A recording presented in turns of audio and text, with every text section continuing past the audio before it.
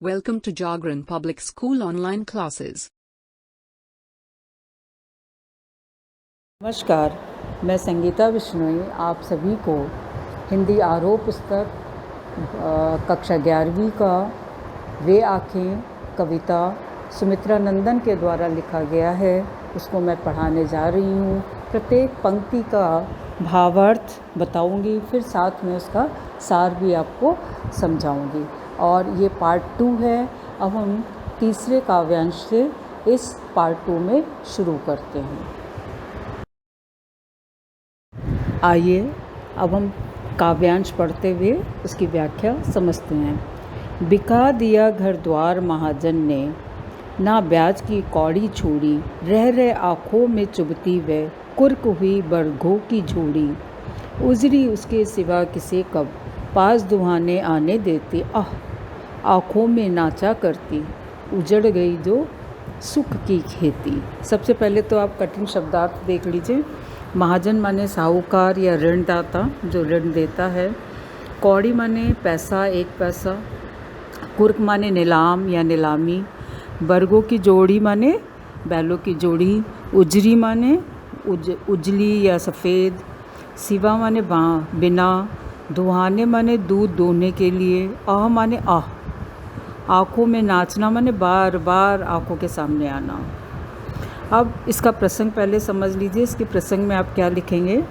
प्रस्तुत काव्यांश पाठ्य पुस्तक आरोह भाग 1 में संकलित कविता वे आँखें से लिया गया है। इसके रचयिता श्री सुमित्रा नंदन पंत जी हैं। इस कविता में कवि ने भारतीय किसान के भयंकर शोषण और उसकी दयनीय स्थिति का वर्णन किया है। अब आप देखिए पहली लाइन में, बिका दिया घर द्वार। कवि कहता है, कवि किसान की दयनीय स्थिति का या दयनीय दशा का वर्णन करता हुआ कहता है कि किसान कर्ज में डूब गया है। महाजन ने धन व ब्याज की वसूली के लिए,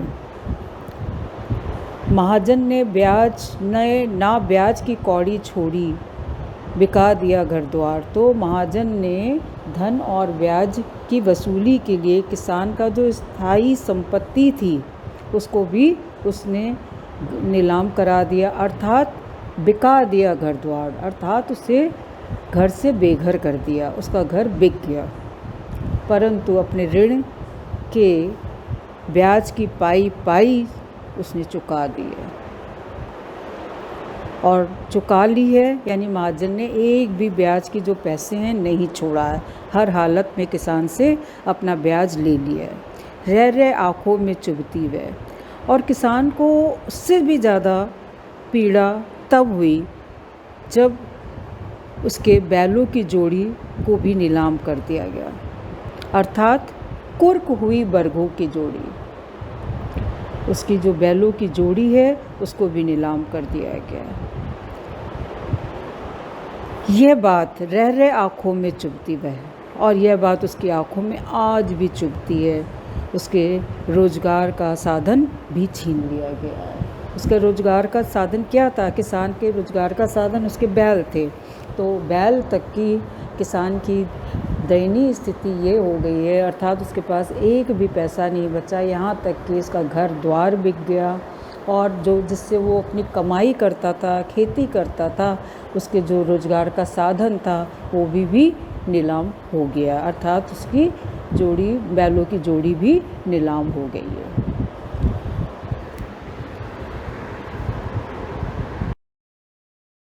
अब अगली 4 पंक्तियाँ देखिए। इसी काव्यांश का अंश है 4 पंक्तियाँ। उजरी उसके सिवा किसे कब, पास दुहाने आने देती। यहाँ पर उजरी किसके लिए प्रयोग किया गया है? एक किसान के पास एक उजली यानी सफ़ेद एक गाय होती थी। तो किसान के पास दुधारू गाय उजली, जिसे वह प्यार से उजरी कहता था, वह उसके सिवाय पास दुहाने आने देती। वह उसके सिवाय किसी और को अपने पास दूध दुहाने के लिए आने नहीं देती थी, अर्थात वो उसकी बहुत ही प्रिय गाय थी जिसे वह बहुत प्यार करता था, प्यार से उजरी कहता था। और वो दूध सिर्फ किसान के ही द्वारा दोहा जाता था और किसी को अपने पास आने नहीं देती थी। ये 2 पंक्तियों का अर्थ है। अब आखिरी 2 पंक्तियों का देखिए। आँखों में नाचा करती उजड़ गई जो सुख की खेती। और कवि सुमित्रा नंदन पंत जी कहते हैं, मजबूरी के कारण किसान को उसे बेचना पड़ा। इन सब बातों को याद करके किसान बहुत व्यथित होता है और आँखों में नाचा करते, और वे सारे दृश्य उसकी आँखों के सामने आते रहते हैं या नाचते रहते हैं। और उजड़ गई सुख की खेती, और उसकी सुख भरी खेती उजड़ चुकी है। अतः वह निराश है, हताश है, क्योंकि उसके जो पूर्व स्थिति थी उस टाइम, उस समय वो बहुत खुश था। उसके पास उसका घर था, द्वार था, बैलों की जोड़ी थी, उसके पास गाय थी। लेकिन अभी ऋण के द्वारा जो महाजन हैं उसके द्वारा उसके ब्याज को चुकाने के कारण उसकी एक एक चीज़ बिक गई है, जिसके कारण उसकी आँखों के सामने वो जो सुख के दिन थे वो भी न देख आते हैं, और जो दुख के आज पल हैं उसके कारण वह पूरी तरह से व्यथित है, वो परेशान है। तो वह सुख भरी खेती उसकी उजड़ चुकी है, और आज वह पूरी तरह से वर्तमान में पूरी तरह से दुखी है, निराश है, हताश है। अब इसके विशेष में आप क्या लिखेंगे? किसान पर महाजनों के अत्याचार का सजीव वर्णन है। कुर्की और गरीबी के कारण उसके बैल गाय के बेचने का दृश्य बहुत ही करुणापूर्ण है। और कौड़ी में अनुप्रास अलंकार है। किसे कब में रह में पुनरुक्ति प्रकाश अलंकार है। आँखों में चुभना, आँखों में नाचना आदि मुहावरों का सार्थक प्रयोग किया गया है। देशज शब्द वर्गों का बहुत सुंदर प्रयोग किया गया है। ग्रामीण परिवेश साकार हो उठा है, यानी ग्रामीण परिवेश का बहुत ही सुंदर चित्रण है। आइए अब हम चौथा काव्यांश पढ़ते हैं। चौथा काव्यांश, बिना दवा दर्पण के घरनी, स्वर्ग चली आँखें आती भर, देख रेख के बिना दूध मुही, बिटिया 2 दिन बाद गई मर, घर में विधवा रही पतोहू, लक्ष्मी थी यद्यपि पति घातिन, पकड़ मंगाया कोतवाल ने, डूब कुएं में मरी एक दिन। पहले इसमें कठिन शब्द देख लीजिए। दवा दर्पण माने दवा आदि, घरनी माने पत्नी, स्वर्ग माने स्वर्ग, दूध मुही माने नन्ही बेबी नन्ना बच्चा, पतोहू माने पुत्र वधू, लक्ष्मी माने लक्ष्मी, घातिन माने मारने वाली। इसका काव्यांश में आप लिखेंगे। प्रस्तुत पंक्तियाँ हमारी पाठ्य पुस्तक आरोह भाग 1 में संकलित कविता वे आँखें से लिया गया है। इसके रचयिता कवि श्री सुमित्रा नंदन पंत जी हैं। इस कविता में कवि ने भारतीय किसान के भयंकर शोषण और दयनीय दशा का वर्णन किया है। अब इसकी एक एक लाइन की व्याख्या आप देखते जाइए।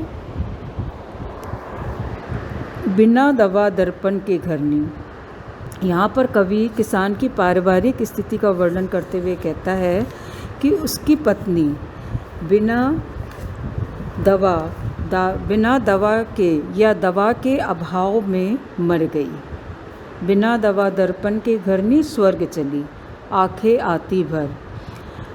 कहने का तात्पर्य यह है कि किसान की पत्नी का ठीक से इलाज नहीं हो पाया, क्योंकि उसके पास संसाधनों की कमी थी। उसका इलाज वह नहीं करा सका किसान, क्योंकि उसके पास उतना धन नहीं था, अर्थ नहीं था। और यह सब सोच करके उसकी आँखों में आंसू भर आते हैं। ये 2 लाइनों का अर्थ है। देख रेख के बिना दूध मुही बिटिया 2 दिन बाद गई मर।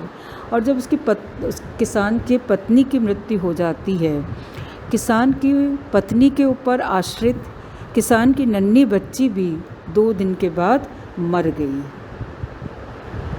अब आइए, घर में विधवा रही पतोहू, लक्ष्मी थी यद्यपि पति घातिन। अब कवि किसान के घर की स्थिति का पूरा प्रतिबिंब दिखा रहा है कि किसान के घर में उसकी एक विधवा पतोहू थी।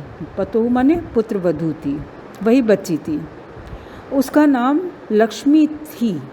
यद्यपि पतिघातिन, उसका नाम लक्ष्मी था, परंतु उसे पति को मारने वाली समझा जाता था, क्योंकि समाज में पति की मृत्यु होने पर उसकी पत्नी को हत्या का जिम्मेदार मान लिया जाता था। ऐसा उस समय के समाज की मान्यता थी। यदि किसी के पति की मृत्यु हो गई तो उसको कहा जाएगा कि पतिघातिन, पति को खाने वाली या पति को मारने वाली। फिर आखिरी 2 लाइनों का अर्थ देखिए। पकड़ मंगाया कोतवाल ने, डूब कुएं में मरी एक दिन। अब इससे ज़्यादा भी खराब स्थिति और क्या हो सकती थी।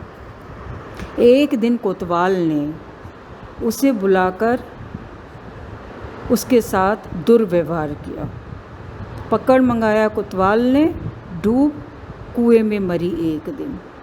तो एक दिन कोतवाल ने उसकी पुत्रवधू को बुलाया और उसके साथ दुर्व्यवहार किया।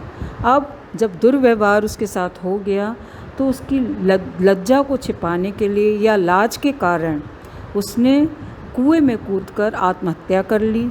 इस प्रकार से किसान का पूरा परिवार, हंसता खेलता परिवार पूरी तरह से बिखर गया।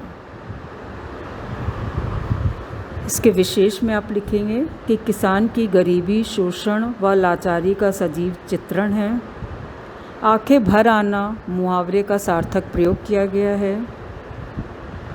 अनुप्रास अलंकार दवा दर्पण और 2 दिन में किया गया है। पति की हत्या के बाद नारी के प्रति समाज के कटु दृष्टिकोण का पता चलता है और यहाँ पर कोतवाल या पुलिस के अत्याचार का भी वर्णन द्रष्टव्य है। अब आइए हम 5वां काव्यांश पढ़ते हैं और उसकी व्याख्या समझते हैं। खैर पैर की जूती जोरू, ना सही एक दूसरी आती, पर जवान लड़के की सुध कर, सांप लौटते फटती छाती। पिछले सुख की स्मृति आँखों में क्षण भर एक चमक है लाती, तुरंत शून्य में गढ़ वह चितवन, तीखी नोक सदृश बन जाती। अब इस काव्यांश में जो कठिन शब्द हैं वो देख लीजिए। कठिन शब्दार्थ। पैर की जूती माने जिसकी उपेक्षा की गई हो, अर्थात उपेक्षित। जोरू माने पत्नी। सुधकर माने याद करना। सांप लौटते माने अत्यधिक दुखी होना या व्याकुल हो जाना। फटती छाती माने बहुत दुखी होना। स्मृति माने याद। चमक लाना माने खुशी लाना। चितवन माने दृष्टि। शून्य माने आकाश। सदृश माने समान। इसके काव्यांश में आप लिखेंगे। प्रस्तुत काव्यांश पाठ्य पुस्तक आरोह भाग 1 में संकलित कविता वे आँखें से लिया गया है। इसके कवि सुमित्रा नंदन पंत जी हैं। इस कविता में कवि ने भारतीय किसान के भयंकर शोषण व दयनीय दशा का वर्णन किया है। ठीक है, अब व्याख्या देखिए। खैर पैर की जूती जोरू, ना सही एक दूसरी आती। अब किसान को अपनी पत्नी की मृत्यु पर कोई खास दुख नहीं है या कोई विशेष शोक नहीं है, ऐसा कवि कहते हैं। किसान अपनी पत्नी को पैर की जूती समझता था या वह उसे पैर की जूती के समान समझता था। खैर पैर की जूती जोरू, यानी अपनी पत्नी को वह पैर की जूती समझता था। यदि एक नहीं रहती, एक न सही एक दूसरी आती, यदि उसके पास एक नहीं रहती तो किसान कहता है कि तो मैं दूसरी से विवाह करके उसे ले आता, अर्थात दूसरी से विवाह करके लाया जा सकता है। पर जवान लड़के की सुध कर, सांप लौटते फटती छापती।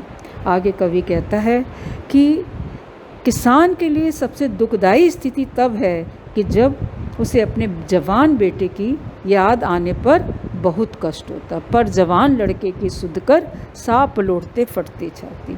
अपने जवान बेटे की याद आने पर उसे बहुत कष्ट होता है। और उसकी छाती पर सांप लौट जाते, अर्थात बहुत दुखी हो जाता है और छाती फटने लगती है और उसे अपने बेटे की मृत्यु का असहनीय कष्ट महसूस होता है।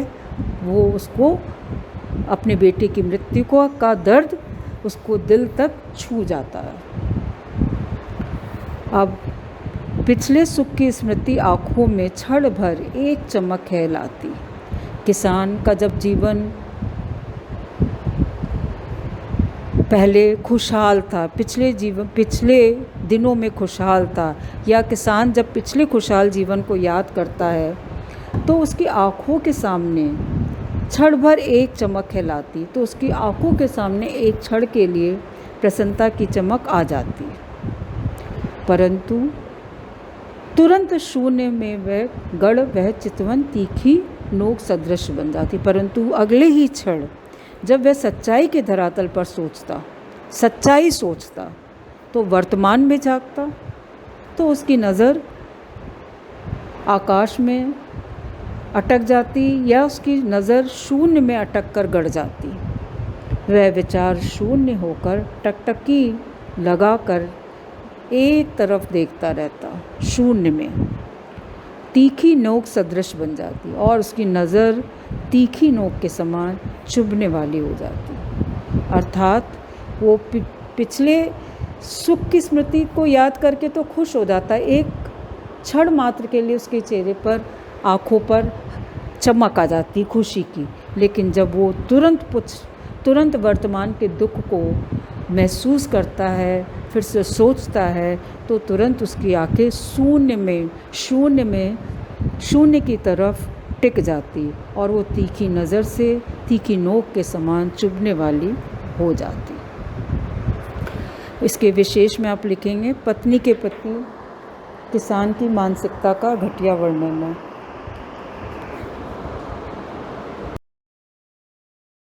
पत्नी के प्रति किसान की मानसिकता बहुत ही तुच्छ है और वह पुत्र को अधिक महत्व देता है। सांप लौटना, छाती फटना, पैर की जूती आदि मुहावरों का सजीव प्रयोग किया गया है। तीखी नोक सदृश में उपमा अलंकार है, ग्रामीण परिवेश का चित्रण है और खड़ी बोली का प्रयोग किया गया है। वे आँखें पाठ की व्याख्या आपको सब समझ में आ गई होगी और मैंने वर्कशीट में इसके प्रश्न उत्तर दिए हैं, जिन्हें आप पढ़ करके नोटबुक में लिख लीजिए और उन्हें याद करिए। धन्यवाद। This video has been created for online classes being conducted by Jagran Public School. Please like, subscribe and press bell icon for new video alerts. Thank you.